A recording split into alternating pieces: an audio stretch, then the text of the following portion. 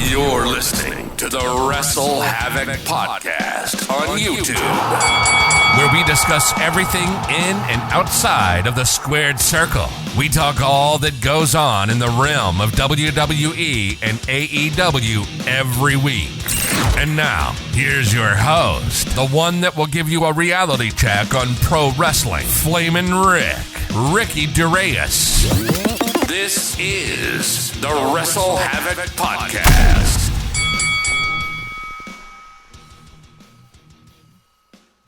What's up, everybody? It is Flamin' Ricky DeReyes, here to review AEW's Double or Nothing pay-per-view coming to us from the T-Mobile Arena in Las Vegas, Nevada. There is a lot, and I mean a lot, of things to discuss on this show. Of course, we had matches like Anarchy in the Arena, as well as the Four Pillars match where MJF defends his AEW World Championship against Sammy Guevara, Jungle Boy, Jack Perry, and Darby Allin. What are my overall thoughts on this show? I don't want to come on this show and sound like I'm being negative, because I really do not, those are not my actual intentions. But I'm going to be honest, this was probably the weakest AEW pay-per-view in months. Now, is this the worst AEW pay-per-view? Absolutely not. The honor for worst AEW pay-per-view is still the record of All Out 2020. All Out 2020 is arguably the worst AEW pay-per-view of all time, in my opinion at least. Double or Nothing is not close to that. This was a good show, but honestly, when it comes to the standard that I have when it comes to a show like Double or Nothing, honestly, it wasn't the best show, and it wasn't really the matches themselves. I'm not going to crap on the wrestlers or the matches themselves. It was really what kind of hit me a lot watching this show was the crowd reaction, man. The crowd, I'm going to be honest, man, the crowd in this show was terrible. I absolutely did not like the crowd in Las Vegas, man. Number one, the show wasn't a full sellout. AEW, as you guys know, we're struggling to sell tickets for this show. But not only that, man, the crowd, man, for one moment they'd literally pop, and then like the next match would happen, and the match would be good. The match itself would be good, but like the crowd is just dead fucking silent. So honestly, when it comes to Double or Nothing next year, if AEW, whoever in AEW is watching this, most likely they aren't, whoever in AEW, sees the crowd reaction, and I know they definitely did see the crowd reactions, they probably themselves didn't like it either. Hopefully, let's move Double or Nothing out of Las Vegas. Now, I know Double or Nothing is a Las Vegas-themed show, but there are other, cities out there in the United States that have a lot of casinos. For example, Atlantic City. I've seen a lot of people on Twitter say that Double or Nothing next year in 2024 should take place at the Boardwalk Hall in Atlantic City. I'm 100% down for that, because this crowd, man, was just dead freaking silent throughout the majority of the show. Even in, the Four Pillars match, even though that match was fantastic, there were portions of the match where, like, literally the crowd, like, there's just, like, no energy in the crowd. And I'll talk about the crowd later on, because, honestly, there were times in this show where the crowd legitimately pissed me the fuck off. And I even tweeted a lot about this shit on the Double or Nothing review. But overall thoughts on the matches themselves. A lot of the matches that we got were great. Of course, we had the return of Chris Statlander beating Jade Cargill for the TBS Championship. Yes, Jade Cargill's run as TBS Champion is finally over. With all due respect, hallelujah. And it's not against Jade Cargill. A lot of people, tend to think, when everybody criticizes Jade Cargill, they think they think that they're criticizing Jade Cargill. But if you really think about it, we're really criticizing the creative direction of Jade Cargill, because her TBS title run had no direction whatsoever. And now, with Chris Statlander holding the TBS Championship, there's at least new meaning of life in the TBS Championship, and Chris Statlander can definitely go out on her own as the TBS Champion. So I'll talk about that on the review. Of course, we had Anarchy in the Arena.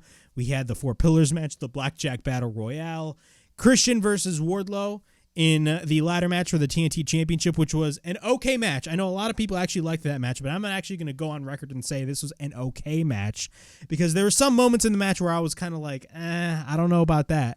And the involvement of Arn Anderson, in my opinion, was just dumb. But we also had Chris Jericho versus Adam Cole, which honestly was the weakest match of the whole night. Unfortunately, I was very much looking forward to this match, but it's safe to say that this match did not need to be a unsanctioned match. This match could have easily been a one-on-one match and have been much better, but Chris Jericho and Adam Cole did what they could, but again, this crowd just did not give a single shit whatsoever, man. One moment, like as Tranquilo Club said, and shout out to Tranquilo Club on Twitter, one moment this crowd will pop, and the other one they'll literally just be dead silent. Like, that's how this crowd was for Double or Nothing. But I'll talk about more on Double or Nothing as we head towards this review. But before I get on with all this craziness regarding AEW's Double or Nothing 2023 pay-per-view, make sure to like and subscribe to the WrestleHavoc Podcast right here on YouTube, in which we discuss everything in and outside of the squared circle. Make sure to like and subscribe for more content, and as the frickin' referee would say, ring, ring, ring that damn bell for more notifications. Also, the WrestleHavoc Podcast is also available on audio platforms. It is available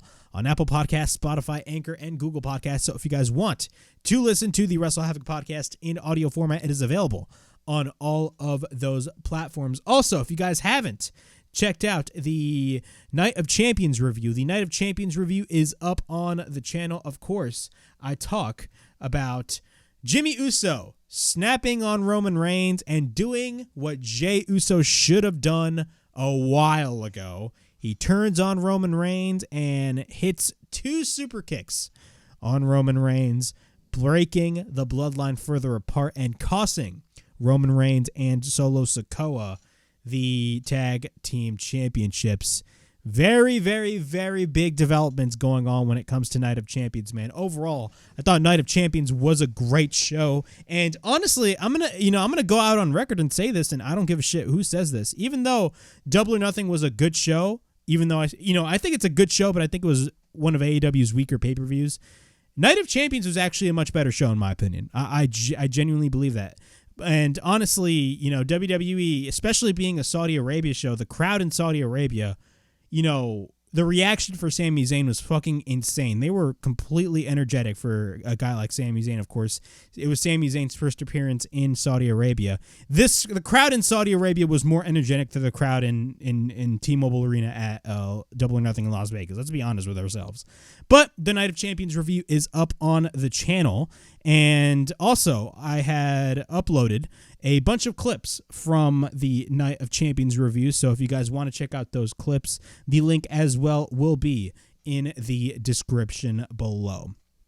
And when it comes to the clips for the WrestleHavoc Podcast, hopefully that is going to be the norm going forward. For like every review that I do, I'm going to be uploading separate clips as separate uploads on this channel as well. So you guys can get the clips and immediately get what I'm about to say when it comes to shows like this. All right. The show starts off with the Blackjack Battle Royal for the AEW International Championship. Now, what was funny about this match is I didn't watch the full buy-in. At this point, who gives a shit about the buy-in? And, there was a spot with Jeff Hardy. I believe it was the Hardy Boys teaming up with Hook. There was a spot where Jeff Hardy, I believe he went off the top rope and he literally fell or like botched a springboard move or something. I saw that clip and I was like, holy fucking shit, man. Are you serious? But nobody gives a shit about the buy-in. I remember when, it was literally near the end of the buy-in. All the wrestlers were making their entrances, and I initially thought, like, wait, what? We're going to be getting the Blackjack Battle Royale, like, less than 10 minutes before the actual show starts, which was hilarious to me, only to find out that, of course, the Blackjack Battle Royal ended up opening the show for Double or Nothing. Overall thoughts on the Blackjack Battle Royal. This was a great match to open the show. If there was any match that you could open the show with, it was definitely this match. And this was actually one of the very few times where the crowd was actually energetic for a match like this. A fucking battle royal. The crowd was actually energetic. So here's a couple of notes on the match. Immediately, Kip Sabian almost eliminates Orange Cassidy, but then Cassidy holds on. Trent Beretta ends up hitting a moonsault on the outside, but then Commander, meanwhile, walks the ropes and hits a somersault on the outside on both Lee Moriarty and Big Bill. After that, Bandito holds up Tony Nese for a long-ass time, And what the funny thing about this whole spot was Bandito had Tony Nese up for a while, and you literally had, surrounding Bandito, a bunch of wrestlers just brawling, which was awesome to see. Juice Robinson almost gets eliminated by Phoenix, but he holds on. Bandito then hits a suplex on Tony Nese, but then Nese gets thrown down to elimination. After that, Penta and Ari Daivari are on the apron. After that, Penta sets up the Fear Factor, but then Nese holds on to the leg of Penta. Phoenix then runs the ropes and hits a kick on Daivari, but then Brian Cage comes in. After that, Commander goes after Brian Cage, but then Cage takes him out. After that, Brian Cage just goes on a rampage, no pun intended. Cage hits a double German suplex on the Lucha Brothers. After that, Bandito picks up Brian Cage. After that, Cage escapes, and then Cage goes for a monkey flip on Bandito. At this point, he has Bandito up, but then Commander jumps and lands on Christian Cage. Or Brian Cage, sorry. I said Christian Cage. He drops both of them down, but then the Lucha Brothers go for a double thrust kick on Cage. After that, Juice Robinson and Jay White. Jay White was actually my pick to actually get the win, but sadly he got eliminated, and I'll talk about that later on as I go through this match. Both Juice Robinson and Jay White pick up Commander, but then the Lucha Brothers go for a thrust kick on both Jay White and Robinson. Commander then walks the ropes, and then Jay White pushes Commander to the outside, which was hilarious to see, man. Commander is known for walking on the ropes all the fucking time, and Jay White just, while he was walking the ropes, just pushed the shit out of Commander to elimination. That was hilarious. That is great heel stuff right there. After that, Starks tries to avoid elimination, but then the Best Friends and Orange Cassidy hit a triple powerbomb on Kip Sabian. After that, Sabian gets eliminated, but then Big Bill comes in. Lee Moriarty ends up planting down Cassidy to the mat. After that, he almost eliminates Cassidy, but then Chuck Taylor ends up getting eliminated by Big Bill when Cassidy ducks down. After that, Keith Lee, during this whole match, Keith Lee was actually fighting off Swerve Strickland. Keith Lee ends up eliminating Blade. Of course, he's one half of the Butcher and Blade. Swerve has yet to enter this match, so Swerve was with Prince Nana of the Embassy, and literally he was just standing on the outside of the ring throughout the beginning moments of this whole battle royal. After that, Keith Lee hits a right hand on Brian Cage. Swerve tries to apply the sleeper, but then both men face off and they fight it out. After that, we get a Hurricane Rana attempt by Swerve. Lee picks him up, but then Swerve escapes. We then get an Enziguri by Swerve on Keith Lee, and then Keith picks him up and hits a power slam. After that, we get a thrust kick by the Lucha Brothers on Butcher. After that, Butcher holds on, but then we get a thrust kick, that being a double thrust kick, eliminating Butcher. After that, Bandito gets eliminated. Then Trent and Lee Moriarty are on the apron, but then we get a half and half by Trent on the apron with Lee Moriarty getting eliminated. After that, Trent gets eliminated, and then Swerve and Keith Lee continue to fight it out. Lee almost eliminates Swerve, but then Brian Cage comes in and eliminates Keith Lee. Dustin Rhodes ends up hitting the crossroads on Brian Cage. Cage is this close to getting eliminated, but then after that, Juice Robinson and Switchblade Jay White almost get eliminated as well. Then Juice and Jay send Phoenix to the apron, but then Penta by accident eliminates Rey Fenix. Starks comes in and eliminates Juice, but then after that, Penta and Jay White fight it out. After that, Jay White goes for the Blade Runner on Pentagon. After that, Ricky Starks immediately hits a spear. And then Jay White gets eliminated by Ricky Starks, which, in my opinion, kind of disappointed me because if there was anybody that could have easily won this match, it could have been Jay White. After that, Bullet Club Gold attacks Ricky Starks, and Jay White sends him to the guardrail. After that, Starks is on the apron, so it looks like Ricky Starks wasn't still not eliminated. After that, he fights off Big Bill, but then Big Bill goes for a high boot on Starks, eliminating him. After that, Dustin Rhodes ends up going for a Canadian Destroyer on Brian Cage on the apron, eliminating him. After that, Swerve eliminates Dustin Rhodes, and then Cassidy and Big Bill and Penta and Swerve are the final four men. Then we get a thrust kick by Penta on Big Bill. We get a series of thrust kicks by Pentagon. After that, we get a sling blade by Swerve. After that, we get a backstabber by Penta on Cassidy, but then Bill goes for a boot on Penta. After that, he eliminates Penta, that being Big Bill.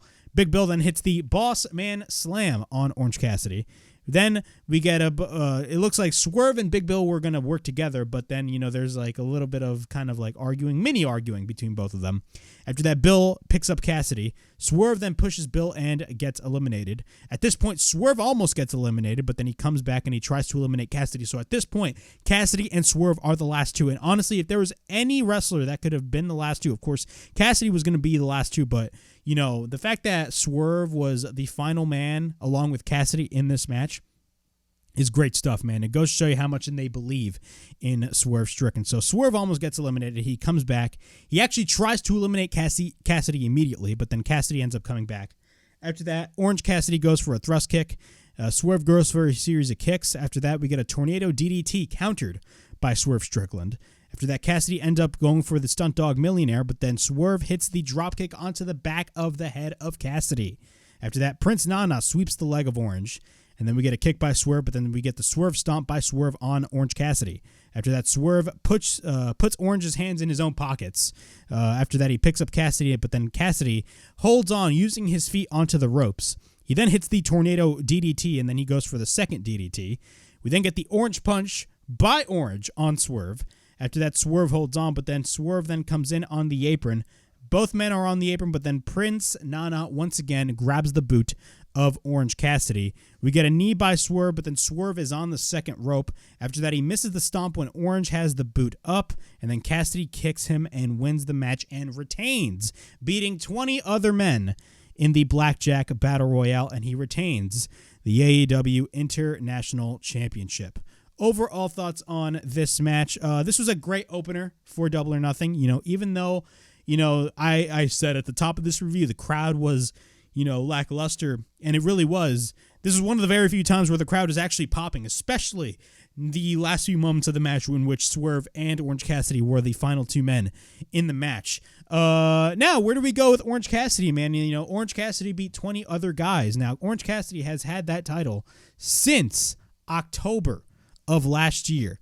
Ever since it was, of course, the All-Atlantic title, and then they renamed it into the International title. He's had that title ever since October, and I've constantly went on record on the Dynamite reviews, and I've constantly stated, man, the AEW International Championship is now AEW's main mid-card championship. It's not even the TNT Championship. It's the International Championship, because Orange Cassidy's run with the title is literally fantastic so far, and he's literally been defending his title almost every single week on Dynamite. So, honestly, where are we going to go from here? I think, throughout the past couple of weeks on Dynamite, whenever Orange Cassidy would defend his title, he would end his matches by basically escaping his opponents. So, honestly, I've talked about this before, but it looks like they're going to be, or they were at the time, and they still kind of are, planting the seeds for Orange Cassidy to take the International Championship, to drop the International Championship, I should say, and they're definitely planting the seeds for that. Who are definitely some possibilities for Orange Cassidy, to drop that title to. I mean, we had Konosuke Takeshita join the Blackpool Combat Club, or turn heel at least, and join the Blackpool Combat Club. Could a guy like Takeshita be the one to take that title away from Cassidy? What about a guy like Switchblade Jay White? Maybe Jay White, now granted he's still feuding with Ricky Starks, but maybe, they didn't have Jay White win because, hey, if you're going to have Jay White take the belt from Cassidy, it's going to be in a one-on-one match. It's not going to be in a freaking battle royal. Maybe it can be Switchblade Jay White. Maybe it could be a guy like Roosh. Roosh is honestly the perfect guy to take that International Championship, in my opinion. You got Jay White. You got, Konosuke Takeshita. And trust me, there's a lot of direction regarding Konosuke Takeshita right now. And, but I will say, Roosh has just been on a fucking tear, man. I'm a big fan of Roosh, and if you want somebody that can take that International Championship to the next level, it is definitely a guy like Roosh. But that was the Blackjack Battle Royale that kicked off Double or Nothing, and Orange Cassidy retains and is still your AEW International Champion. In our next match, we have Chris Jericho versus Adam Cole in the Unsanctioned match. I'm going to be brutally honest with you guys. This was probably the weakest match of the whole card. I'm being serious. This was definitely the weakest match of the whole card. I'm not going to blame Adam Cole and Chris Jericho for that. Sometimes, matches are great. Sometimes the matches are not great. But a lot of what made me not really like this match so much was not even what was going on in the ring. Now, the involvement of Sabu, by the way, I did not like. I thought the involvement of Sabu was kind of stupid and dumb. Look, I marked out when Sabu came out on Dynamite this past Wednesday. But if you really think about it, Sabu teaming up with Adam Cole, and he is the special enforcer. I mean, creatively, that makes no sense. It just doesn't. And with Chris Jericho and Adam Cole, I went on record and stated this is, one of my favorite feuds right now in AEW. It's safe to say right now that this match did not need to be an unsanctioned match. Now, I will be continuing my discussion on this as I go through the match, but overall, man, this match wasn't really the best. It was definitely the weakest match of the whole card, and I wasn't really that big of a fan. And the crowd reaction did not help at all. The crowd reaction fucking sucked. They literally went from cheering Swerve and, Orange Cassidy while they were the final two in the Blackjack Battle Royale to literally being dead silent during this whole fucking match. I'm serious, man. That is why Double or Nothing needs to move away from Las Vegas. I think it's time. When next year rolls around, it's time, man. Move that shit out of Las Vegas because, in my opinion, it is a dead market for wrestling. Honestly, who gives a shit about Las Vegas at this point? Move that shit to Atlantic City. All right. A brawl breaks loose between Cole, Strong, Sabu, and the rest of the JAS. Sabu is in the ring, and he has a chair. Yes, Sabu got he got physical during this match. He literally got physical during this match, and you would honestly expect Sabu to get physical, but I mean, Jesus Christ, how old is Sabu at this point? He's not young. I'll tell you that right now. He's not young. So Sabu's in the ring. He has a chair, and Jericho has a chair, and they basically hit each other with the chairs. At this point, Adam Cole is fighting the Jericho Appreciation Society. So while Sabu and Jericho are hitting each other with the chairs, Adam Cole is literally fighting the rest of the Jericho Appreciation Society on the outside of the ring. So am I watching a match between Sabu and Jericho, or am I watching an unsanctioned match between Adam Cole and Chris Jericho?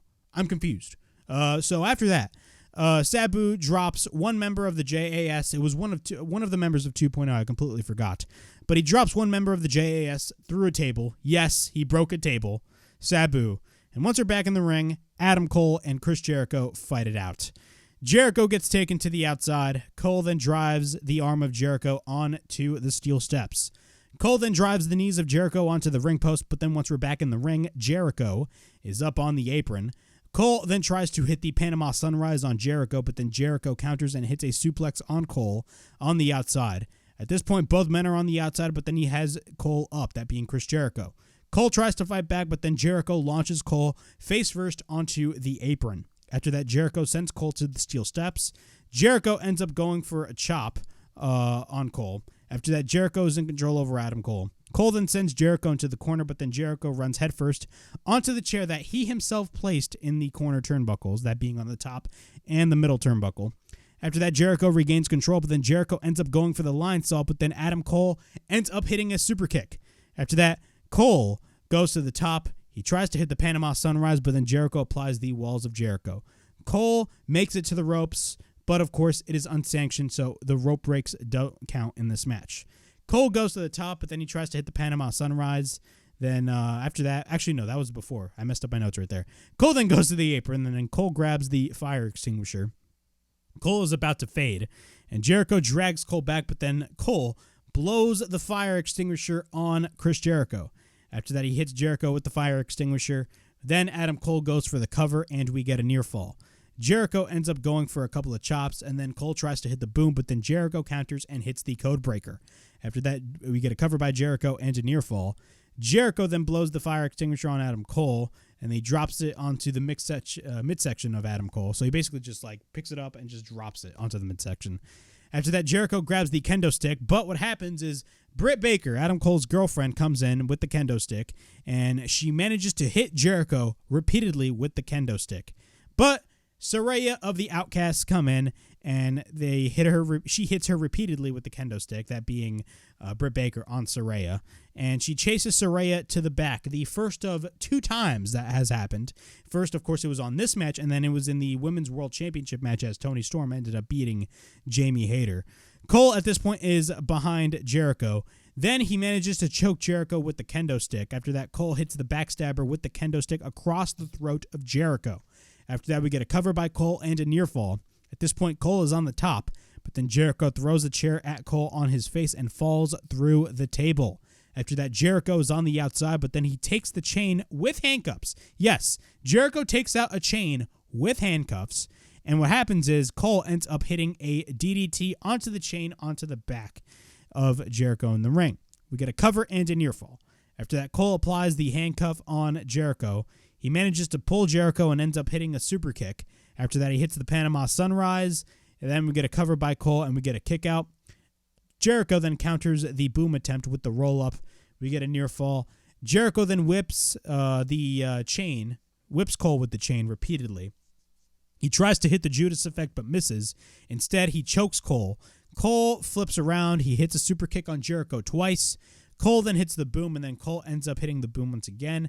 He hits repeated rights, but then Aubrey Edwards ends up stopping the match, and Adam Cole wins the match and beats Chris Jericho in this unsanctioned match.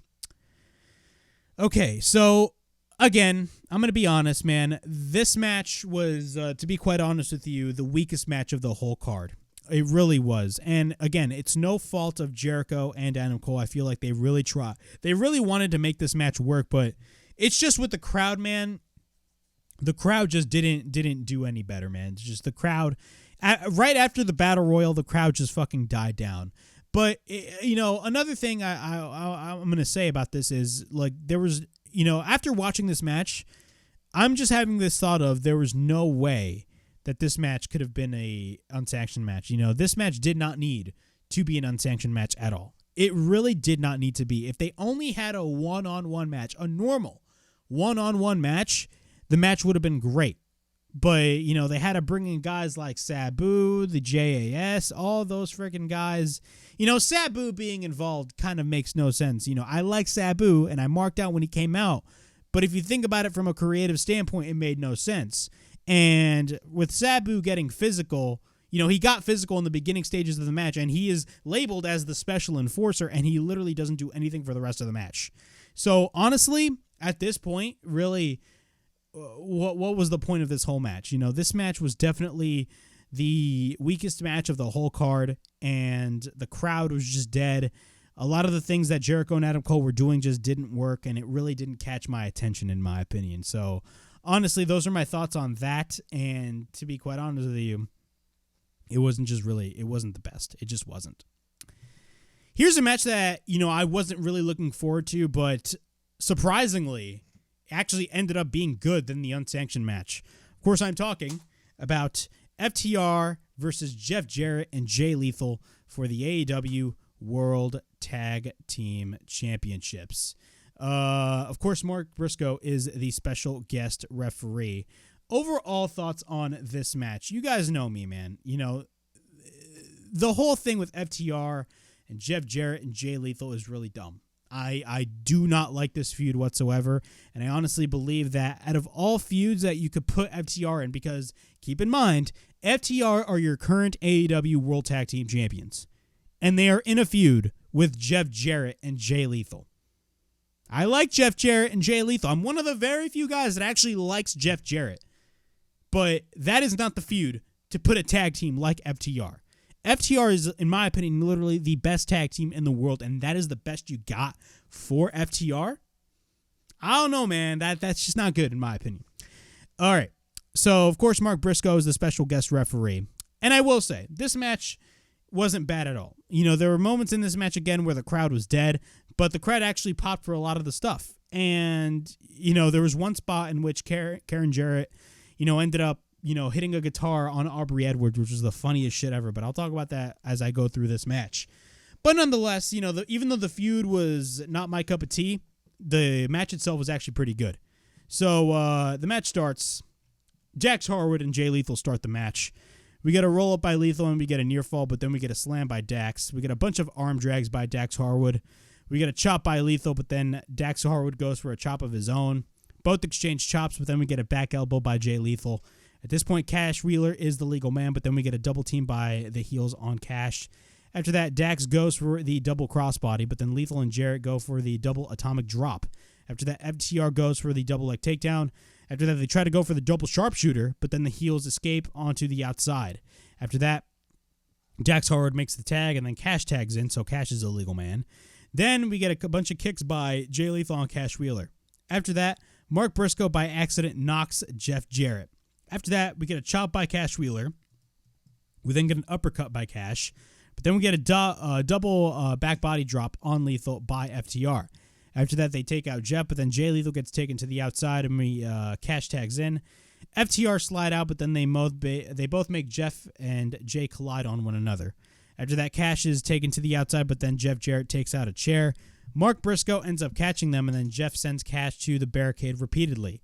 At this point, the heels are in control, but then Jeff ends up going for the leg sweep, and then Karen Jarrett gets involved. Jeff Jarrett is in control over Cash Wheeler, but then he does the strut. After that, we get a kick by Jeff, and then Lethal ends up going for the neck breaker. Cash then ends up going for a backdrop on Cash Wheeler, or I messed up my notes right there. Cash hits a backdrop. We'll say that. We get a roll-up by Cash into near fall. Then he hits the dragon screw, that being Jay Lethal, on Cash Wheeler. Jeff Jarrett makes the tag. Then Jeff tries to apply the figure 4. After that, Jarrett holds on, but then Dax comes in, and then he hits the diving headbutt. After that, later on, Dax tags in, and then he hits repeated rights on Jay Lethal, but then we get a couple of chops by Dax in the corner. We get a clothesline by Dax. After that, Dax hits a short arm lariat. He goes for the German suplex, that being Jay Lethal. And then we get the brainbuster by Dax. We get a cover into near fall, but then Jay Lethal later goes to the top. Dax then goes for a chop on Jay Lethal, but then Cash goes to the top again. Then FTR set up the powerplex maneuver, but then Cash gets driven to the post. We get a chop by Jay Lethal on Dax, but then we get repeated chops by Dax once again. After that, Jay Lethal is on the top, but then Dax comes in. Dax ends up going for a superplex, but then Cash is on the top. They end up hitting the Doomsday device, or the Doomsday Powerbomb, and then we get a suicide dive, or a tope, whatever you want to call it, by Cash. We get a cover by Dax, and a near fall when Sanjay Dutt drags Dax Harwood out. After that, Mark bans Sanjay Dutt, but then Jeff Jarrett comes in, and then he accidentally hits Mark Briscoe with the guitar when I believe one of the members of FTR ducked. After that, we get a right hand by Dax, but then Jay Lethal ends up going for the lethal injection, but FTR counters it. FTR hits the big rig or the shatter machine. We then get a cover by Dax, but there is no referee. So Aubrey Edwards runs in, and she gets blocked by Sanjay Dutt. And what happens is Karen Jarrett has another guitar, and she hits Aubrey Edwards with the guitar. That actually got a pop by the crowd. After that, we get a double lethal injection on FTR. And at this point, this point of the match, I was so pissed off with the crowd reaction that I was literally having thoughts that, oh my God, you're going to have Jeff Jarrett and Jay Lethal end up winning the tag team titles, and this is going to be a fucking disaster. But thankfully, that wasn't the case. Karen then gives Jeff the tag team titles. Dax fights off all the heels, but then we get a pile driver by Dax on Lethal. We get a stroke by Jeff Jarrett, and we get a cover by Jeff and a near fall. Mark Briscoe ends up waking up. We get a near fall. Mark Briscoe then, hits Jeff Jarrett and Jay Lethal after that. We get a shatter machine by FTR, and we get a cover, and FTR retain. Overall, this was a much better match than the Unsanctioned match, to be quite honest with you. But again, there were points in the match where just the crowd was just fucking quiet. I mean, I don't know, man. Whenever I watch a wrestling show, it's even worse when you're in a bad mood. If you're in a bad mood and you're watching a wrestling show, if you cover wrestling and you watch wrestling all your life and you're in a bad mood and you are watching a match that has no fucking crowd reaction whatsoever, it literally fucking makes you scratch your head and you're like, Jesus Christ, why the fuck am I watching this? But I will say, this match was much better than the Chris Jericho and Adam Cole match. But again, FTR retain. Hopefully after this, FTR moves on to bigger and better things because, of course, we have the debut of Collision happening, of course, on June 17th.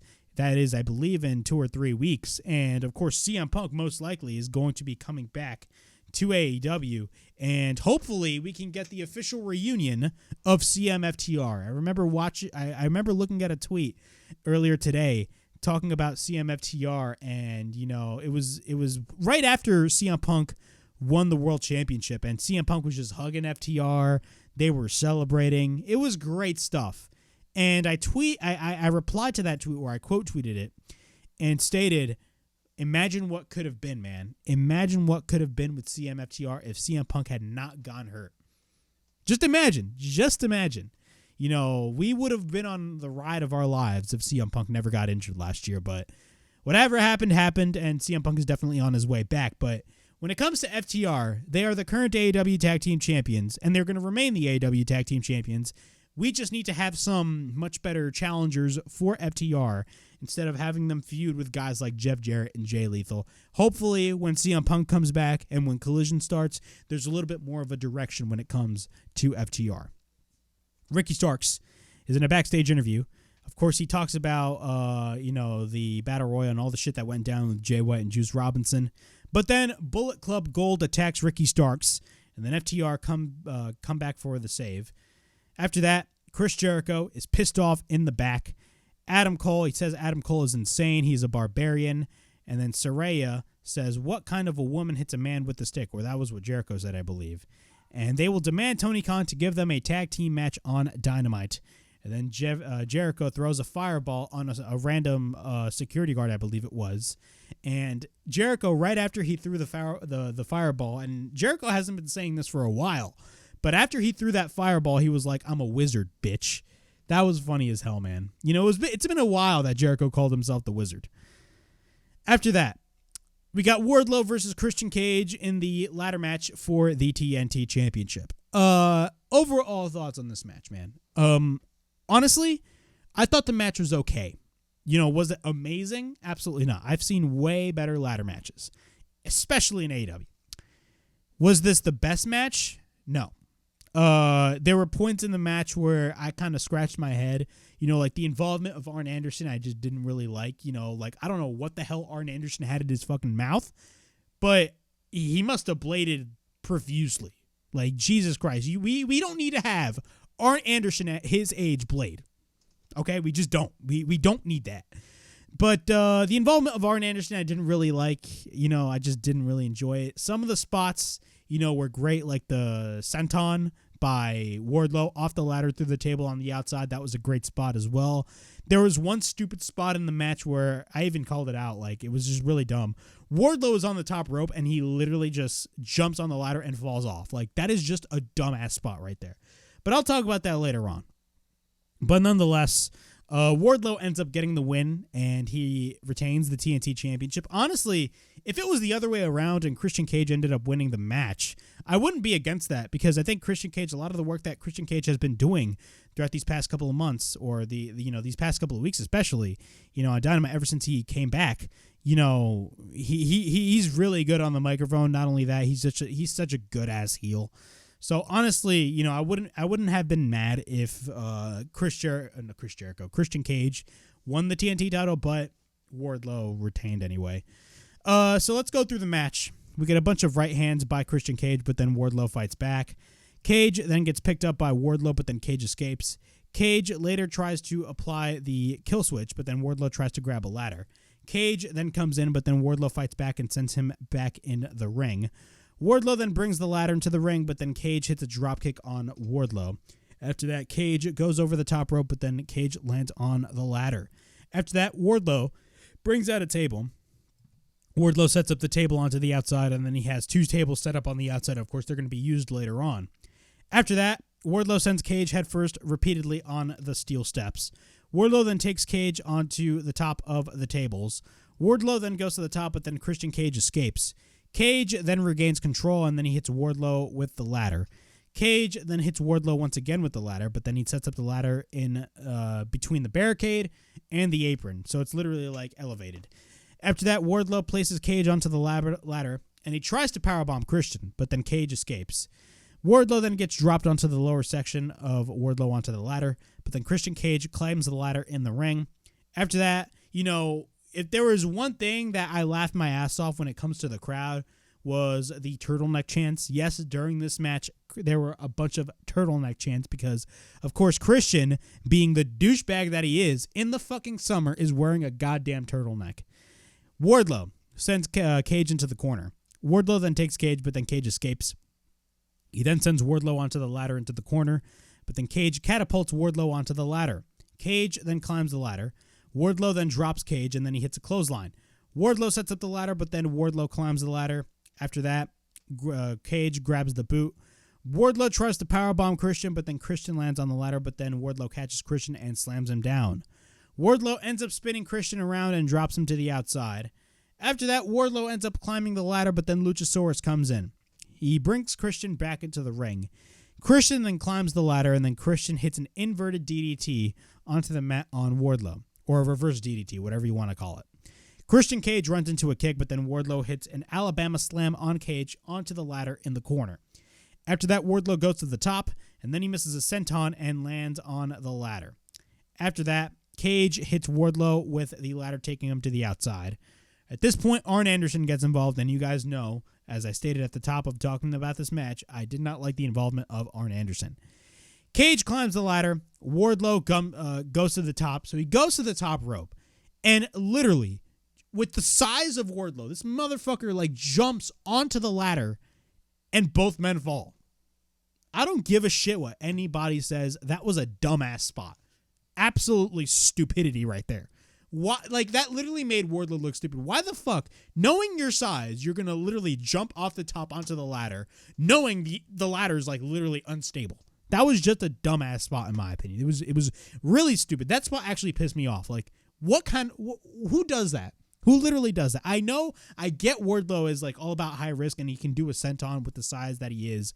But bro, logic. Come on. That was pure stupidity at its finest. So after that, both men fall. Wardlow climbs the ladder. Wardlow grabs the ladder. Luchasaurus comes in and he hits a chokeslam on Wardlow. And then he hits a second chokeslam. Arn Anderson comes in and then he gets caught by Luchasaurus, but then Arn chops his thumb. And what happens is Arn gets taken to the outside and Luchasaurus takes Arn onto the outside. Wardlow then hits him with the chair and then Wardlow sets up the ladder. Wardlow climbs the ladder and this is actually the best spot of the whole match. He hits a somersault on Luchasaurus through both tables. After that, Christian Cage comes in. He grabs the ladder and he sets it up. He climbs the ladder. Arn Anderson comes in and he pushes the ladder, but then Wardlow catches him. He hits the powerbomb. Wardlow climbs the ladder and he grabs the belt and Wardlow retains the TNT Championship. Honestly, this was an okay match, as I've stated. It was an okay match. It wasn't bad. It was okay. But again, it didn't really do that much for me. And honestly, I just didn't like the involvement of Arn Anderson. He literally had what was it? He bit the thumb of Luchasaurus and Luchasaurus was bleeding profusely. I'm like, how the fuck are you bleeding from a whole bite? I have no idea. And you had literally blood all over Arn Anderson. And I'm like, bruh, out of all people, you're gonna have Arn Anderson that's just have blood all over him. I don't even think he bladed, but still, I didn't like the involvement of Arn Anderson. And, what was even worse was that ridiculous spot in which Wardlow literally jumped the ladder and just fell off. That was just fucking stupid, in my opinion. But Wardlow retains the TNT Championship. Hopefully, they have some sort of next challenger that is credible to Wardlow, because after the whole Christian Cage thing, who else is there? After that, we get a relatively short match. We got Jamie Hayter versus Toni Storm for the AEW Women's World Championship. Now, this match is actually a rematch from this past November's Full Gear, which I attended. It was a great match. And that was a very good match. A lot of fans loved that match. Now, you would expect they were going to have a great match here, but there were a lot of reports that Jamie Hayter was injured. Now, I personally did not know if it was a minor injury or a major injury. I believe right now it looks like the injury that Jamie Hayter has is a legitimate injury, and she's going to have to take some time off, hence why Toni Storm ended up beating Jamie Hayter the way she did. So Jamie Hayter immediately gets attacked by Saraya and Ruby Soho. Storm comes in and sends her to the barricade, and then she sends Jamie Hayter to the steel steps. After that, we get a drop kick by Storm onto the arm of Jamie Hayter. After that, she misses the first time, but then she actually hits a second time and actually connects. After that, the match officially starts and the bell rings. We get a kick by Storm. After that, we get a cover and a near fall. Britt Baker comes in and attacks the Outcast, and then Jamie sends Storm onto the referee. Jamie ends up hitting the backbreaker, and then we get a cover and a near fall, but then Ruby ends up hitting the spray, or spraying the spray, onto the eyes of Jamie Hayter. You guys know me. If there's one thing that I do not like about the Outcast is the usage of the spray. It's just absolutely just cringeworthy in my opinion. So after that, Storm ends up going for the hip attack, and then we get a cover edge and near fall. And then Hikaru Shida comes in with the kendo stick. Shida and Ruby fight it out. Then Jamie sends Storm onto the exposed turnbuckle. After that, she hits the Haterade, and then Jamie sells her arm, but then we get a cover by Jamie and a near fall. Jamie then gets taken to the corner, which leaves to Storm to gain the advantage and ends up hitting the Storm Zero. And we get a cover, and Toni Storm ends up winning the AEW Women's World Championship. Overall thoughts on this match. This match was, of course, relatively short. And I'm not going to trash this match because, of course, due to the circumstances that we have, Jamie Hayter was, of course, very limited, and because of her injury. So, honestly, you know, the way the match was kind of laid out, I totally understand why it was. If Jamie wasn't injured, then this match would have been very different. But due to the nature of the circumstances and Jamie Hayter is injured, of course, this match didn't last long as it did. And Toni Storm winning the AEW Women's World Championship for the second time. I dig it. You know, I've been very vocal about this. The whole Outcast thing is just so, you know, overdone it. Like, there's just, I don't want to say there's no heat, but like there's no direction when it comes to this whole feud. There really is no direction whatsoever. And honestly, at this point, you know, really, what is the Outcast? Now we have Toni Storm as the women's champion, so hopefully that's going to have some sort of direction with the Outcast. But this whole homegrown versus, you know, ex-WWE, you know, feud in the women's division, it's just not working, and there's just literally no direction for it. And, you know, I know a lot of people wanted that first ever women's blood and guts match, but let's be honest with ourselves. You know, the match that the feud that deserves a blood and guts match this year is the Elite versus the Blackpool Combat Club, because that is not only the main feud right now in AEW, but it's literally the feud that has a lot of people invested. I don't think a lot of people are invested in the Outcast storyline, in my opinion. But Toni Storm is your new AEW Women's Champion. After that, we got the House of Black Open House Rules match.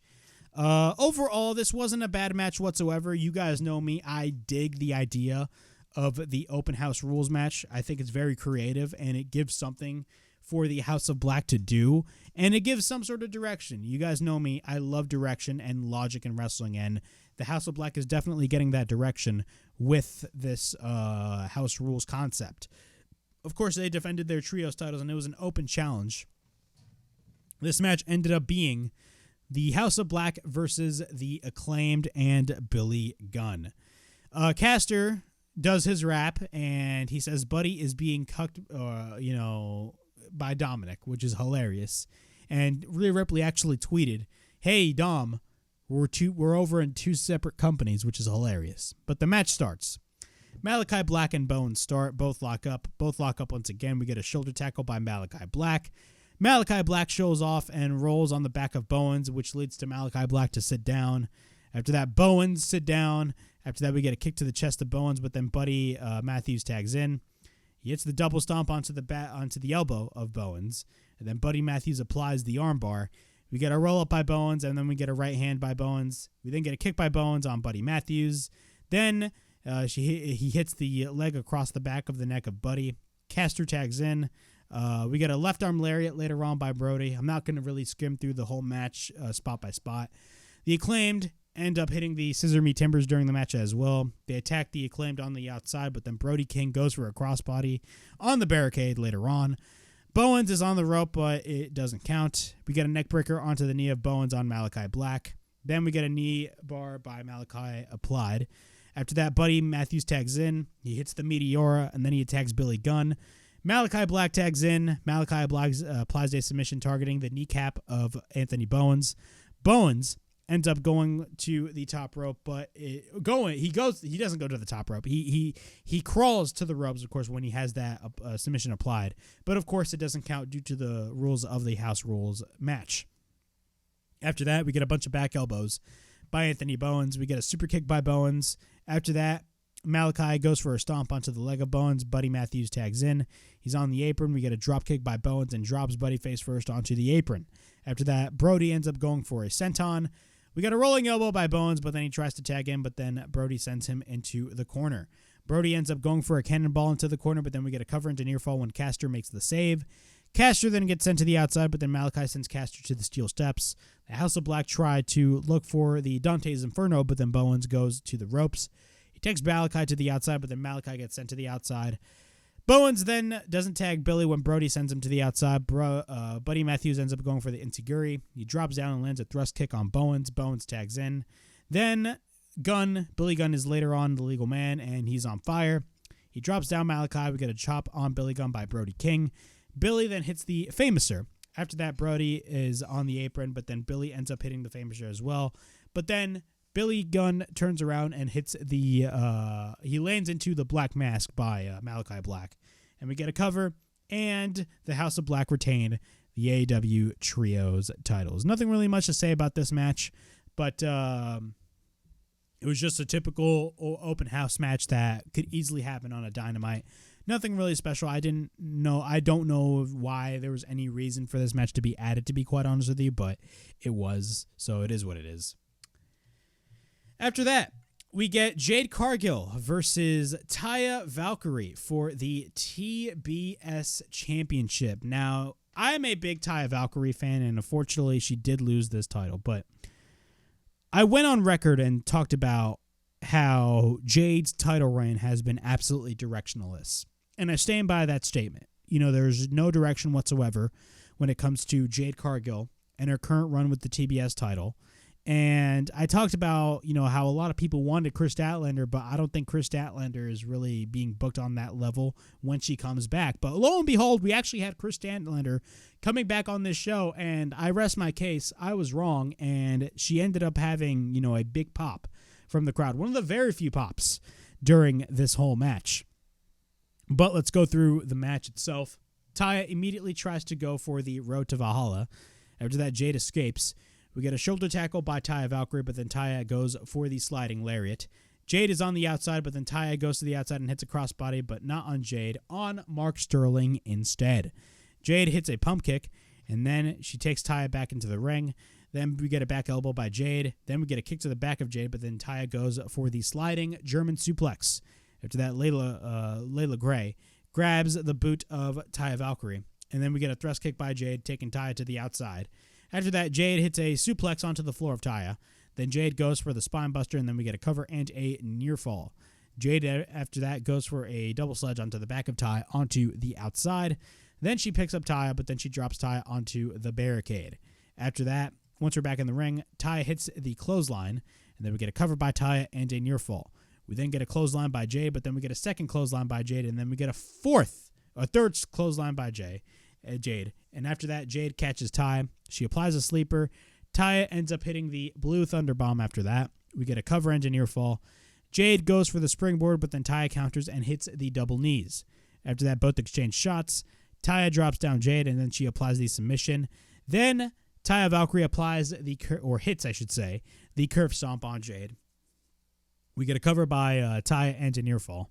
After that, Taya boots Layla. After that, we get a roll-up by Taya and a near fall. We get a spear by Taya on Jade. Taya ends up hitting the Road to Valhalla. We get a cover by Taya and a near fall, but then Taya picks up Jade. Jade escapes. She hits a kick. Jade picks up Taya. She hits the Jaded, and we get a cover, and she wins the match and retains the TBS Championship. After that, Mark Sterling gets the mic, and he screams 60-0, undefeated. Jade Cargill has dominated every challenger that is put in front of her, and she is prepared to wrestle for that championship. Anytime, any place. The problem is, there is nobody left. And what happens? Chris Statlander officially makes her return. She comes out, the crowd goes fucking nuts, and immediately enters the ring, and there's a referee there, and the match officially starts. So you knew shit was going to go down as soon as that happened. So after that, she comes out, the match starts, we get a huge kick by Statlander on Jade. We get an elbow by Statlander, we get a boot by Statlander. She picks up Jade, Jade escapes. Jade ends up hitting the pump kick, but then Jade misses the Jaded. And then Statlander hits her finishing move, we get a cover, and Chris Statlander retains the TBS Championship. Overall thoughts on this, match, you should say. This was great. I mean, look, I'll admit, I went on there and I wasn't one of those people that was constantly hyping up Chris Statlander, to be the one to beat Jade Cargill. I always liked Chris Statlander, but I didn't really view her that way. I will say, though, Jade Cargill dropping the title to Chris Statlander, honestly, was the right decision to make. What is there for Jade to do when it comes to the TBS Championship? There's really nothing left for her to do. At this point, you got to think about Jade Cargill and what she's going to be doing later on. Maybe, go after the world title at some point. Maybe we can think about that. But with Chris Statlander holding the TBS Championship, now it can finally give a lot of opportunities and we can actually have a decent title reign when it comes to somebody like Chris Statlander, because now, the TBS title, we can see the TBS title now is going to be a title that, honestly, is just going to be very important. And hopefully the way that they book Statlander is going to be very well. And honestly, I'm definitely excited to see what happens when it comes to Chris Statlander, man. The pop that Chris Statlander got was just absolutely insane. Just insane, the pop that she got. One of the very few pops in Las Vegas. And her winning the TBS title from Jade, beating Jade after Jade B is basically 60-0. I'm here for it. I was kind of getting sick and tired of Jade Cargill's title reign at this point. So hopefully the TBS title can then get further elevated with Chris Statlander holding the TBS title, and we'll see where we go from there. But Chris Statlander beats Jade Cargill after Jade Cargill holding that title for over a whole year and is your new TBS champion. Now we get to one half of our double main event for AEW Double or Nothing. You guys know me. At the top of this review, I even stated, the biggest problem with this show was the crowd. The crowd was definitely the biggest problem when it came to this whole show.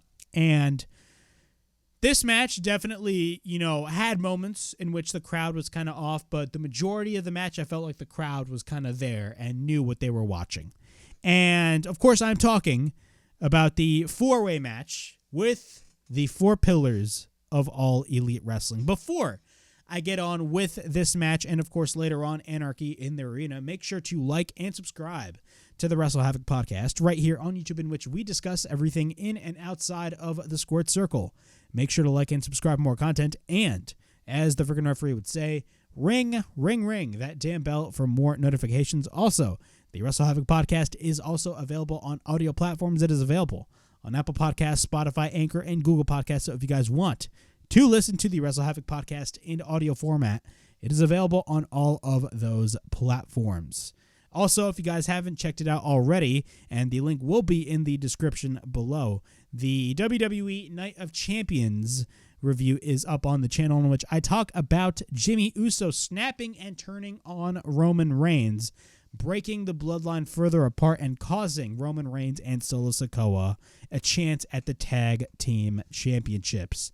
Honestly, it was a fantastic ending for this show, and I even went on record earlier on in this review and stated that this was a better show than Double or Nothing, and I stand by that statement.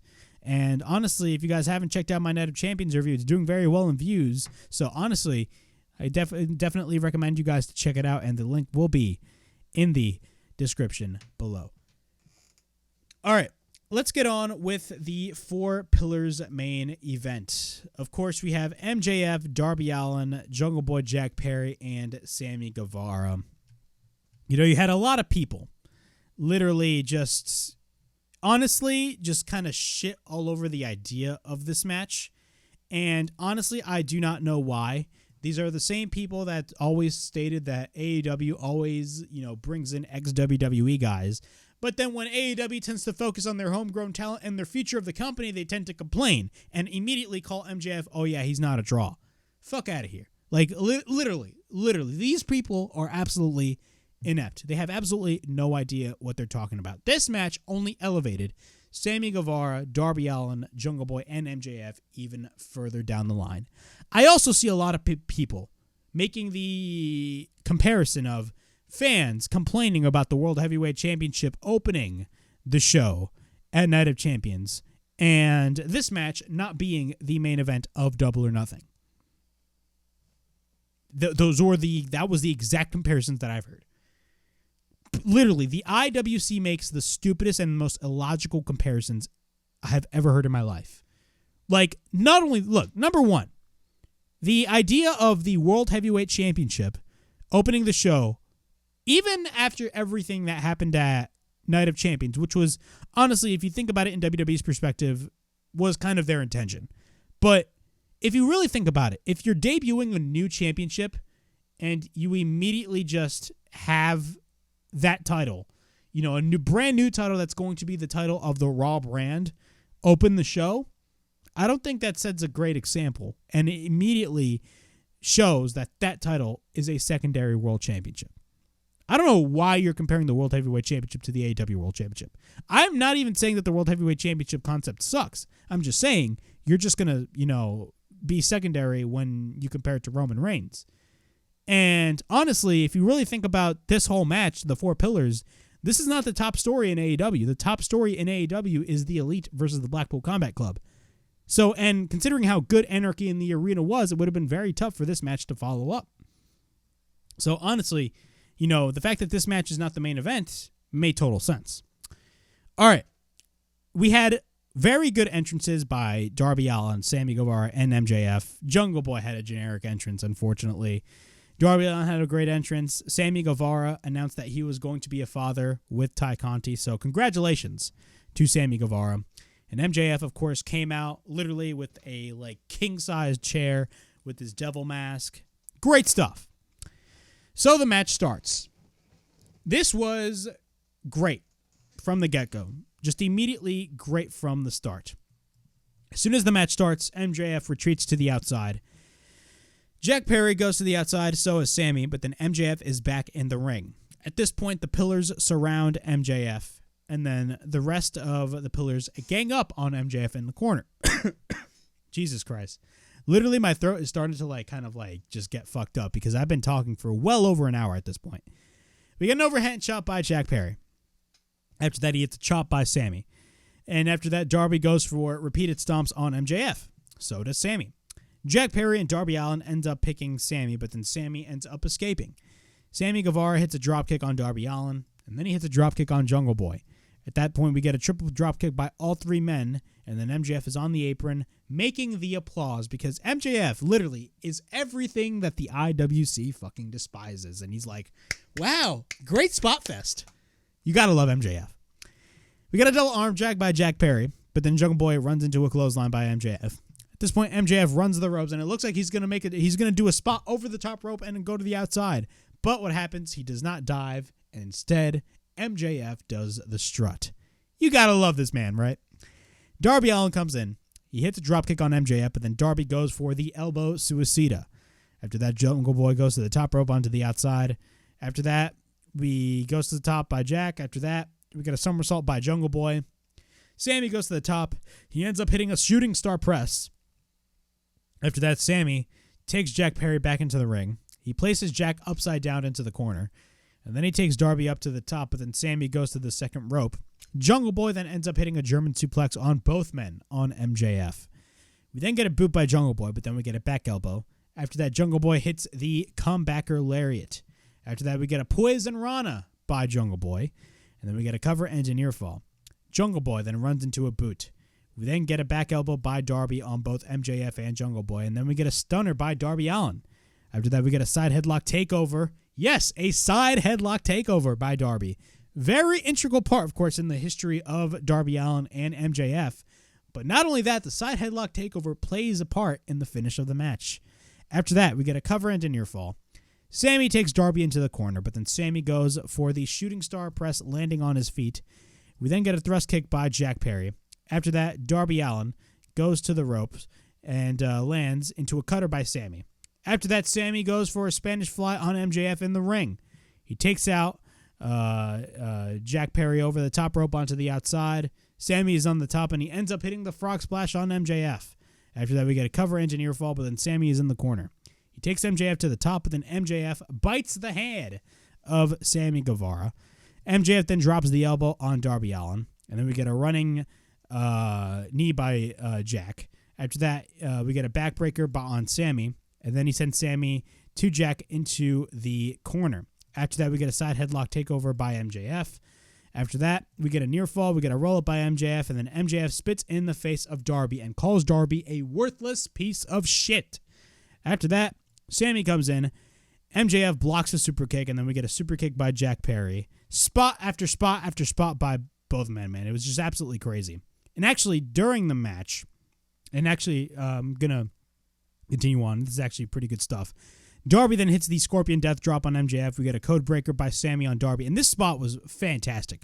So what happened in this spot is basically, you guys know that, of course, the four pillars, MJF, Darby Allin, Jungle Boy, and Sammy Guevara, all had mentors.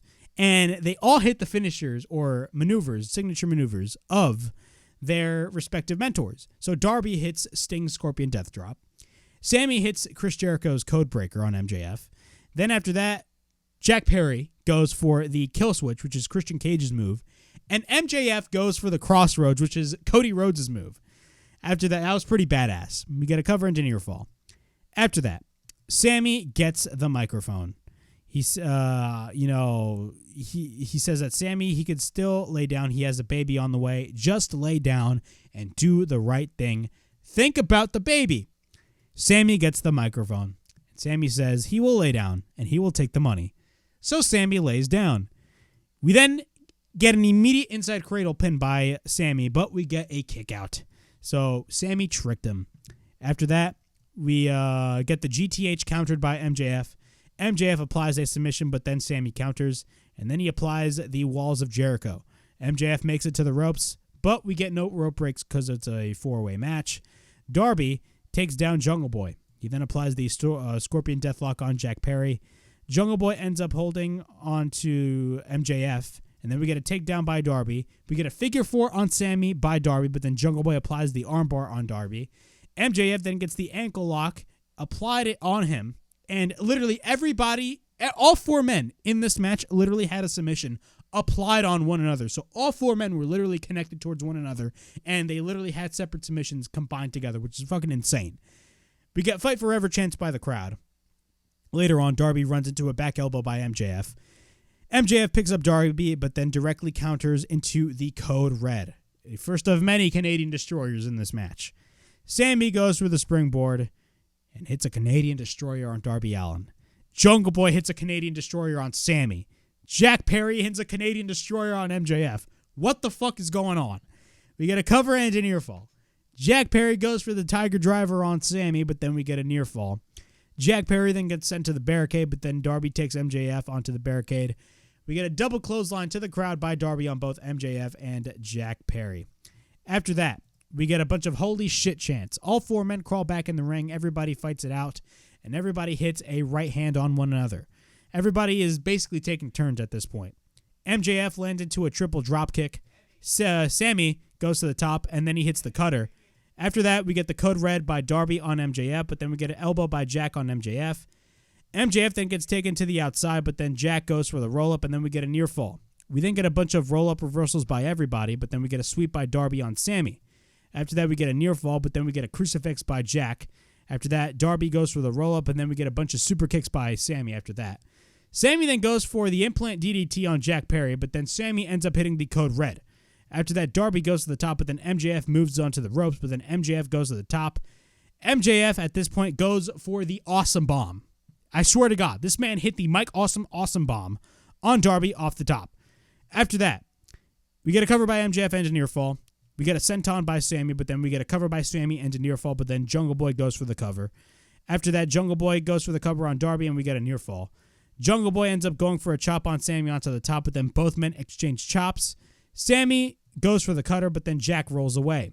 At this point, MJF is selling his wrist, but then MJF ends up hitting the low blow on Sammy Guevara. MJF then gets the diamond ring. Darby then hits him with the skateboard, but then Darby goes to the top and he ends up hitting the coffin drop, and then we get the side headlock takeover. After that, we get a cover engineer fall. Jack and Darby argue and slap one another. Both men fight it out, but then both knock each other down. MJF comes in and he has the belt, and he tries to hit Jack with the belt. Sammy comes in, and then Jack takes Sammy and MJF onto the outside. Jungle Boy then has the belt and then contemplates on hitting Darby with the belt. Very similar scenarios happened last year with the Hangman Page and CM Punk match. I just wanted to note that out there right there. Jack wants to win it the right way, so he drops the belt. Darby goes for the cover into near fall. We get a knee by Sammy and then on Jungle Boy. Sammy picks up Jack Perry, hits the GTH. We get a cover engineer fall. Darby pushes Sammy onto the outside, but then Darby hits the coffin drop. Now, Darby had this match. He goes to the top and he hits the coffin drop, but what happens is MJF, being the piece of shit human being he is, places the belt on top of Jungle Boy. So Darby lands on the belt instead of Jungle Boy. MJF hits the side headlock takeover and pins Darby Allin. And we get a cover. And MJF retains the AEW World Championship. Overall thoughts on this match, man. This match did not need to main event the show, and this was an absolute fucking show stealer. All four men gave it their all in this fucking match. This match was absolutely crazy. I loved this match, man. MJF was so great in this match. The heel tactics that MJF did in this match were hilarious. The shit that MJF was screaming, like there would be some spots, he'd get dropped down by MJF and he would literally scream, "What the fuck?" Like shit like that, man, makes MJF so great because he is so entertaining at what he does.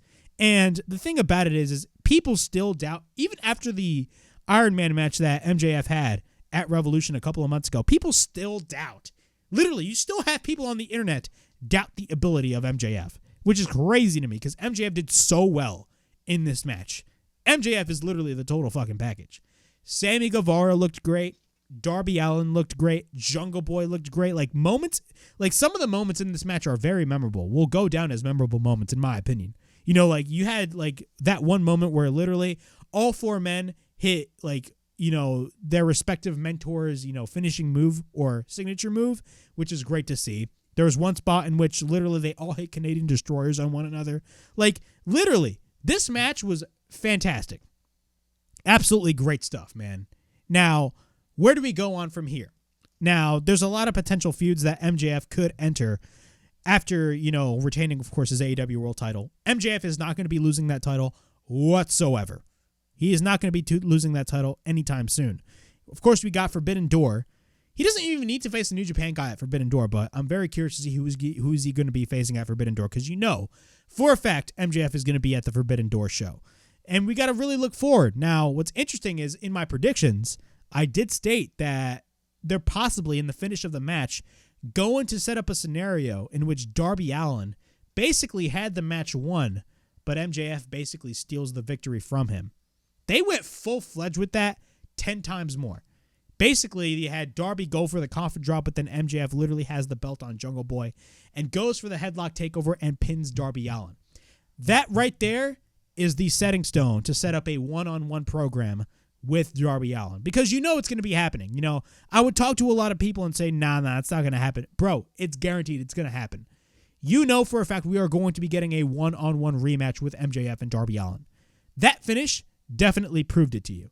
So that is definitely the setting stone for a potential future program with Darby Allin. Do I think the program with Darby Allin is going to happen immediately? No, I think it's going to be happening as we head towards the summer, maybe possibly into the fall. Maybe we could have Darby Allin versus MJF at Wembley. We have absolutely no idea. But honestly, that was a great finish, a very creative finish, and I absolutely loved it. This match was perfection. It was great stuff.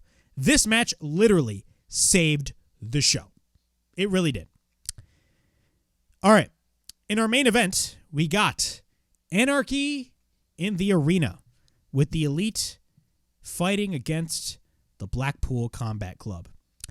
It is safe to say that this feud has been the best thing going in AEW so far.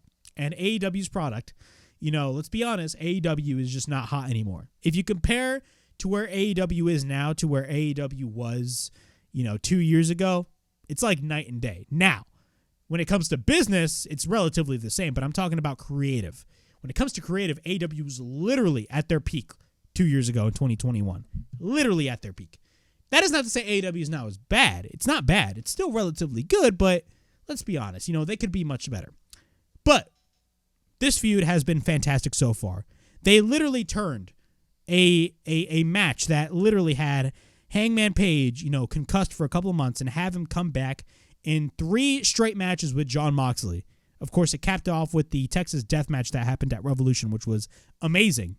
And they turned it into the Elite versus the Blackpool Combat Club. I talked about this on the Dynamite reviews. Turning the Blackpool Combat Club heel was the best possible direction for the Blackpool Combat Club. Because after William Regal left, there was no direction whatsoever when it came to the Blackpool Combat Club. What was the Blackpool Combat Club going to be doing as babyfaces? They were not really going to be doing anything as babyfaces. So it made total sense for the Blackpool Combat Club to turn heel. Honestly, though, Anarchy in the Arena lived up to his name once again. It lived up to the name once again, man. Anarchy in the Arena was literally everything that was advertised. This match was fucking crazy. And this feud is not even over because the shit that went down in the end, absolutely insane. So, let's start the match. The Elite come out, of course. The Blackpool Combat Club come down through the crowd, and you had a band. I completely forgot the band name. Let me actually look it up right now. It's on their Twitter page, but there was a lot of criticism regarding the person that was singing, because of course that's a little racist in my opinion, and rightfully so. Like, I don't know why AEW would approve of an image like that with a guy like literally having blackface on him. I don't know why, but to me that's just a little offensive in my opinion, at least. But they had the band. And the band was, of course, singing Wild Thing, and I believe the band's name was Violent Idols. Honestly, they could have had a better band. It would have been awesome if they brought in Joan Jett and the Blackhearts, or Joan Jett herself. But not only that, it was fine, though. But they got super kicked at the end of the day. But they were playing Wild Thing, I believe, like 4 straight times or 3 straight times during this match. Very similar to what happened last year at Anarchy in the Arena. So again, another homage to New Jack, the late great New Jack, who is notorious for having his, having his theme just play, while a match is going on. And it kind of gave you that, sense of like, holy shit, this is a fight. This is a bar fight that we're having right here. But the match starts, and the Elite and the Blackpool Combat Club are brawling while Wild Thing is still playing live in the fucking crowd. Moxley is on the announce table, and I forgot to mention, the announce table is actually in the ringside area. He hits the double sledge on Omega. He then sends Omega to the announce table. After that, the referee is bleeding. Yes, I believe the referee was Rick Knox. He was bleeding as soon as the match fucking started. Danielson goes for the yes kicks on Hangman in the ring. We got a lariat by Hangman. Hangman then takes off the eye patch, and Hangman has the screwdriver. We got a chop block by Yuta. At this point, the Blackpool Combat Club is in control. Everybody is in the ring. Omega has a chair. The Elite are in control. All 4 men are in each corner, and then they hit a right hand repeatedly, and then they hit a quadruple super kick on the Blackpool Combat Club. After that, the Elite take out the Blackpool Combat Club onto the outside, but then Matt Jackson takes out Claudio, and he basically fights off the rest of the BCC on the ramp. The Bucks see the band member from Violent Idols, and the lead singer had a Blackpool Combat Club Be Real shirt. And what happened was, this was funny as shit. Omega drives his head onto the announce table and mocks in the ring. And they basically, just super kick the band member. The Bucks go for the double crossbody onto the ramp. Moxley and Omega exchange shots. Matt Jackson then after that goes for a series, I should say. Not a couple, it was a series of Northern-like suplexes on Yuta down the ramp. Claudio comes in, but then Nick Jackson ends up going for a somersault on Claudio. Hangman powerbombs Yuta onto the apron, but then Moxley is in the ring. After that, we get a couple of chops by Omega and Hangman, and by accident, Hangman boots Omega when Moxley ducks. The brawl continues all over the place. Of course, this is Anarchy in the Arena, so a lot of shit's going all over the arena. Danielson is trying to choke Hangman Page. Moxley sends Omega onto the chips, and that is a very interesting visual because on the very first AEW show 3 years ago, of course, you had Moxley just throw Omega outside of the chips. So, honestly, that was a great visual right there. We got the poker chips, and the poker chips was actually twisted around. It was twisted around, and there was barbed wire on the poker chip. After that, Claudio and Matt are on the concession stands. Moxley goes for a suplex on Omega on the barbed wire. Danielson and Yuta have leather belts, and Moxley has the fucking fork, man. The fork. Are you serious? He stabs Omega into the head. Claudio goes for the swing on Matt on the concession stands. Matt lands on the trash can. So Claudio actually goes for the swing, and he lands Matt Jackson on the trash can, which definitely looked painful. Moxley has a spear on Omega. At this point, Moxley is fading, or a sleeper on Omega, and Omega is fading. Moxley then lands on the barbed wire. Yuta goes for repeated chops on Hangman into the ring, but then Danielson goes for repeated rights onto the back of the head of Nick Jackson. After that, Yuta hits a chair on Omega. After that, Danielson goes for repeated rights on Nick, but then we get the yes kick onto the chest of Hangman. After that, we then get a kick by Hangman after that. The BCC starts taking turns kicking Hangman. Meanwhile, Claudio is continuing to brawl with Matt Jackson. After that, they are on the outside. Claudio throws him onto the trunk of the pickup truck. After that, Moxley hits a suplex on Nick. Claudio hits a pile driver on Matt Jackson on the trunk of the pickup truck. After that,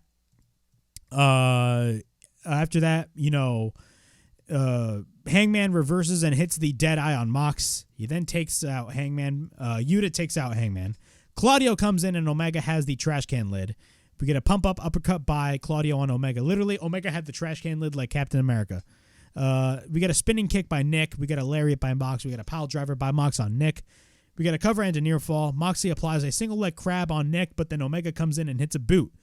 Yuta then comes in, and Claudio comes in and literally sends Omega to the outside. Omega then gets sent to the barricade, but then Moxley still has the Boston Crab applied. Matt Jackson comes in. So Matt Jackson comes in, and Jesus Christ, my mic is a little bit loud, so my apologies. So Matt Jackson comes in, and what happens is, this shit was fucking crazy. So he comes in, right? And he comes into the ring, and Jesus Christ, I got so excited that I missed off my notes. He super kicks Moxley, but it explodes. He literally hit an exploding super kick. That is not fucking creative. I do not know what is. And then he hits the super kick on Yuta. And then another super kick on Yuta. He goes for the third super kick, and then Hangman ends up going for the buckshot lariat. We then get a cover by Yuta and a near fall. Claudio takes the sneaker off of Matt and throws it into the crowd. At this point, the Blackpool Combat Club are in control. We get thumbtacks being revealed, and Matt Jackson is barefoot. You want to see the brutality of this match? Matt Jackson is barefoot at this point, and they drop him landing on the thumbtacks with his bare foot. That's fucking crazy. That shit's painful as fuck. They drop him onto the thumbtacks. Moxley ends up hitting the Death Rider. Danielson then applies the heel hook, but then Nick Jackson goes at the top. Nick goes for the senton. Then we get a cover by Moxley on Nick Jackson onto the tacks. And then we get a Snapdragon by Omega on Moxley. And then Claudio tries to go for the Ricola bomb, but then it was countered by Omega. Then we get a V-trigger. After that, we get the Busaiku knee by Danielson on Omega. After that, we get a Busaiku knee on Hangman. After that, Danielson applies the elbows on Omega. The BCC, after that, goes for repeated rights at the same time. Matt Jackson comes in and then he hits the low blow, or I should say Yuta hits the low blow on Matt. After that, they put the thumbtacks in the mouth of Matt Jackson. We get an uppercut by Claudio, but then we get a German by Yuta. After that, we get a cover engineer fall when Hangman makes the save. The BCC surround Hangman and Omega. Hangman and Omega, of course, are you wouldn't really want to say best friends, but they were tag team before in the beginning stages of AEW, and then they became bitter enemies, and they surround Hangman and Omega. This was a beautiful visual and a beautiful story. They brawl with the Blackpool Combat Club.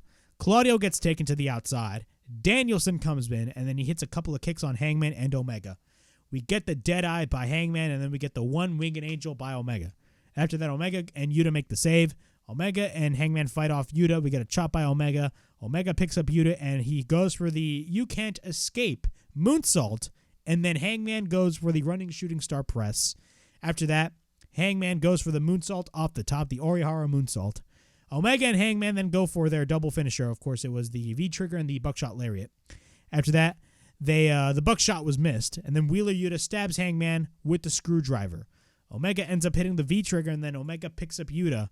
Don Callis, of course, the guy who turned on Kenny Omega a couple of weeks ago in the steel cage match with Jon Moxley. He comes in the ring, and it looks like Omega is about to beat the shit out of Don Callis. After that, a masked man comes in, and you had some people believe it was CM Punk. If it was CM Punk, I would have marked the fuck out, but it wasn't. The masked man reveals himself, and it was Konosuke Takeshita. After that, he turns on the Elite. Yuta ends up hitting the screwdriver on Omega, and we get a cover by Yuta on Kenny Omega, and the Blackpool Combat Club win the match. They win Anarchy in the arena, and after that, Don Callis strangles Omega with the belt, and the Blackpool Combat Club stand tall in the middle of the ring. What are my thoughts on this fucking crazy ass match? This match was insane. Like, you know, when it comes to Anarchy in the arena, man, every time when they do an Anarchy in the arena match, now granted, you know, this kind of took its place from Stadium Stampede because, you know, Stadium Stampede was, of course, during the pandemic, but Anarchy in the arena kind of like took Stadium Stampede's, you know, place. This match was fucking great, man. Everything about it was just fantastic. You know, just the story behind it, the visuals, some of the spots were just out of this world, and just the brutality of this whole match. Everything about this was crazy. But the biggest takeaway, of course, of this match was the heel turn of Konosuke Takeshita. Now, what does this mean when it comes to Konosuke Takeshita turning heel? I think it was pretty obvious. I even stated it in my predictions that Konosuke Takeshita was going to be turning on the Elite and most likely joining the Blackpool Combat Club. Now, he was paired with Don Callis, but we are not really sure if Don Callis and Takeshita are joining the Blackpool Combat Club. I honestly assume that Takeshita is with the Blackpool Combat Club, and honestly, that is the best choice of action. I think Takeshita fits perfectly in the Blackpool Combat Club. If you want some direction when it comes to Takeshita, you got it right there. A heel Takeshita, a part of the BCC, 10 out of 10 right there. But where do we go through from here? Where do we go to now? Of course, after Anarchy in the arena, we have Blood and Guts. Blood and Guts, of course. It's not official yet, but knowing where they're headed to, it looks like we're going to be getting a Blood and Guts match between the Elite and Blackpool Combat Club. Now, of course, a Blood and Guts match is a 5-on-5 match. The Blackpool Combat Club now have a new member in Konosuke Takeshita. Who is that fifth member? Who is that fifth member for the Elite? I think it's pretty obvious at this point. Kota fucking Ibushi. Kota Ibushi has been a free agent for a while, and he's been in the news, and he's went on record and stated that he has his eyes set on AEW. So it looks like Kota Ibushi is going to be on his way to AEW, and he is going to be the fifth man, and we're going to have a Golden Lovers reunion with Kenny Omega and Kota Ibushi, and we're going to be having a Blood and Guts match. Imagine fucking Kota Ibushi in a Blood and Guts match. Holy shit, I'd mark the fuck out. This is fucking awesome. You know, I talked about this in the 4-way match, but this and the 4-way match saved this show. Because before those matches, I wasn't really too excited about the undercard. You know, and a large portion of that had to do with the crowd. But these two matches, 100% over-delivered. And I mean that in the best way possible. This shit was fantastic. Absolutely fantastic. Just great stuff overall. Just fantastic. The Blackpool Combat Club win Anarchy in the arena, and shit's about to get real as we head towards the next couple of weeks. So, yeah, that was your AEW Double or Nothing 2023 review. That was a long-ass review, literally. An hour and a half. That's how long this review was. That's crazy. But it was worth it because we talked about a lot when it came about this show. Honestly, overall thoughts on the show. Even though the last 2 matches were great, if you look at the pay-per-view as a whole, I mean, it's probably AEW's weaker pay-per-views. Could I say that this show was horribly bad? Absolutely not. I think a lot of people have a lot of high hopes when it comes to AEW most of the time, especially when it comes to their pay-per-views, because when it comes to their pay-per-views, most of the time AEW delivers a home run. Do I think they delivered a home run on the show as a whole? No, they didn't. The majority of the crowd had a lot to do with that. The matches were fine, but the crowd just fucking sucked.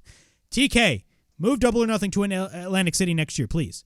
But the last 2 matches over-delivered, and they definitely, just kind of made you ignore everything that went on beforehand and just made you care about what went on in those 2 particular matches. And honestly, AEW definitely succeeded with that, and Anarchy in the Arena and the 4-Way ended up being probably one of the best matches of the whole year, and shit's only going to get better. But, yeah, those are my thoughts on Double or Nothing. That was my AEW Double or Nothing 2023 review. Please like, subscribe, comment down below, push that bell for notifications, and be on the lookout for more videos right here on the WrestleHavoc Podcast, right here on YouTube, in which we discuss everything in and outside of the Squared Circle. Make sure to like and subscribe for more content, and, as the freaking referee would say, ring, ring, ring that damn bell for more notifications. And as always, it is Flamin' Rick, Ricky DeRays from the WrestleHavoc Podcast, signing out. See you guys later.